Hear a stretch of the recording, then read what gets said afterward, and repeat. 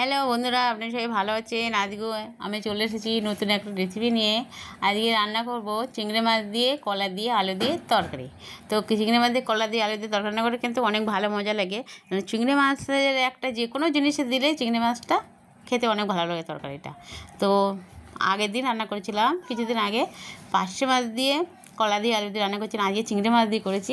চিংড়ি মাছ দিয়ে খাবার মজা একটা আলাদা, তার ঝোলটাও অনেক স্বাদ আর অনেক ভালোও লাগে। তো আমি রান্না করাইতে কড়াই বসিয়ে দিয়েছি। কড়াইতে আমি তেল গরম হয়ে গেছে, চিংড়ি মাছ দিয়ে ভাজি করে নিচ্ছি।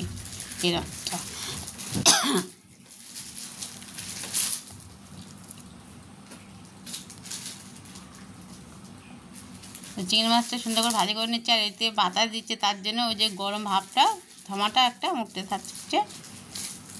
আর চিংড়ি মাছটা একটু ভালো করে ভাজা করে নিতে হবে। ভালো করে ভাজা করে নিলে তাহলে ভালো লাগবে খেতে।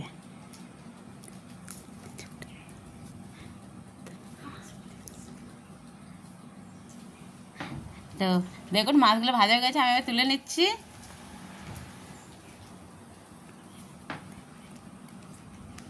মাছগুলো সব তুলে নিচ্ছি।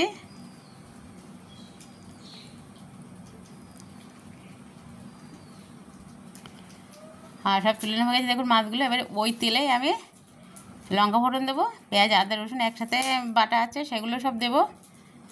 দিয়ে এই যে 3টে লঙ্কা দিয়ে দিচ্ছি ফোড়ন, পেঁয়াজ আদা রসুন এগুলোকে দিয়ে দিচ্ছি। তেলটা অনেক গরম হয়ে গেছে দেখেছেন। আর চিংড়ি মাছের তেলে কিন্তু যে কোনো তরকারি রান্না করলে অনেক ভালো লাগে খেতে বন্ধুরা। তো সেই কারণে আমি আজকে চিংড়ি মাছের তেলেই করছি।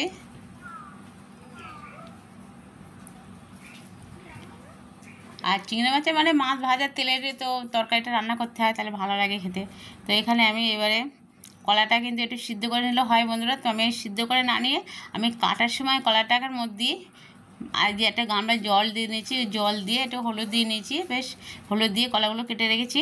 কেন না ওই কলার যে আঠা গন্ধ লাগে, আটাটা আছে না, একটা কাঁচকলার, সেটার জন্য অনেকে খেতে চায় না, ভালো লাগে না খেতে। তো এইভাবে রান্না করলে দেখবেন অনেক সুন্দর ভালো লাগে খেতে। তা সেই জন্য আমি সেইভাবে করে নিয়েছি। তা আপনারা চাইলে অবশ্যই এইভাবে করে নিতে পারেন, তাহলে দেখবেন রান্না করার সময় কলার যে আটা আটা গন্ধটা সেটা আর বেরোবে না, ভালো লাগবে অনেক সুন্দর খেতে। আর এবার আমি তো কষিয়ে নিচ্ছি, তো দেখতে পাচ্ছেন কলা আলুগুলো একসাথে মশলার সাথে সুন্দরভাবে কষিয়ে নিচ্ছি। এবার আমি হলুদ লবণ দিয়ে দিচ্ছি, দিয়ে আর একটু কষাতে হবে সুন্দর করে করে। যত সুন্দর কষিয়ে নেওয়া যাবে তত তরকারিটা খেতে ভালো লাগবে। তা তরকারিটা যত ভালো লাগবে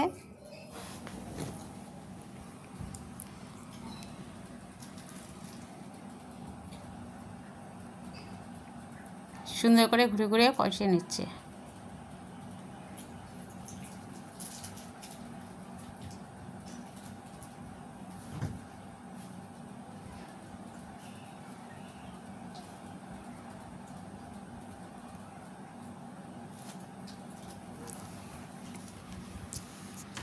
তো বন্ধুরা এবার আমি হলুদ লবণ তো আগে দিয়ে দিচ্ছিলাম, এবার দিয়ে দিচ্ছি লঙ্কার গুঁড়ো। তো কলার তরকারিতে কিন্তু খুব বেশি ঝাল হলে ভালো লাগে না খেতে। তো আমি কিন্তু আগে 3টে লঙ্কা ফোড়ন দিয়ে দিয়েছি। আবার এই লঙ্কার গুঁড়োটা কিন্তু হিসেব করে দিতে হবে, তরকারি খুব বেশি না, সেই পরিমাণ মতন দিতে হবে, তাহলে কিন্তু ভালো লাগবে খেতে। আর প্রচুর পরিমাণে ঝাল হয়ে গেলে কিন্তু কলা ভালো লাগে না খেতে। কলা এত ঠান্ডা জিনিস, ওই জন্য কলাটা একটু মশলাপাতি কম দিতে হয়, দিয়ে হিসেব করে সুন্দর করে রান্না করতে হয়, তাহলে কিন্তু খেতে অনেক ভালো লাগে। আর শরীরে অনেক কাজ হয়, অনেক পুষ্টি।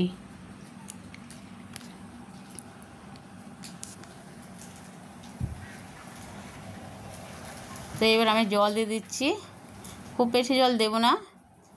তারপরে কলাটা সিদ্ধ হবে, তারপরে মাছগুলো দেবো, একটু ফুটে একটু ঝোল থাকবে। কলা তরকারিতে ঝোল ঝোল ভালো লাগে খেতে, একবারে শুকনো শুকনো করা যায় না, তার জন্য আমি সেই পরিমাণে জলটা দিয়ে দিয়েছি। দিয়ে দেখুন এবারে দেখুন ঢাকা দিয়েছিলাম, ঢাকাটা তুলে নিয়েছি, তরকারিটা সুন্দরভাবে ফুটছে।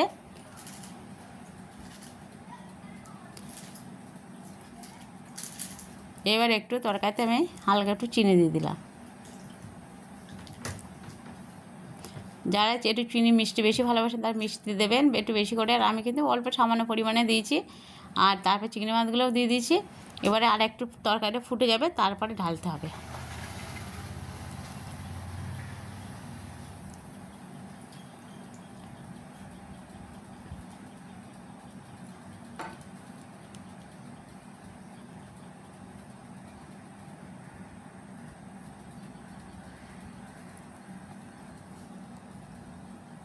এবারে তরকারিটা দেখুন আমার কি সুন্দরভাবে ফুটছে।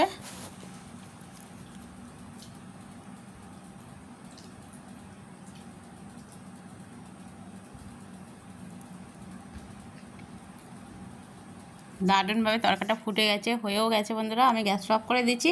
এবারে নামিয়ে আপনাদেরকে দেখাচ্ছি কতটা সুন্দর হয়েছে। এ দেখুন কতটা সুন্দর আর কতটা ভালো লাগছে দেখতে।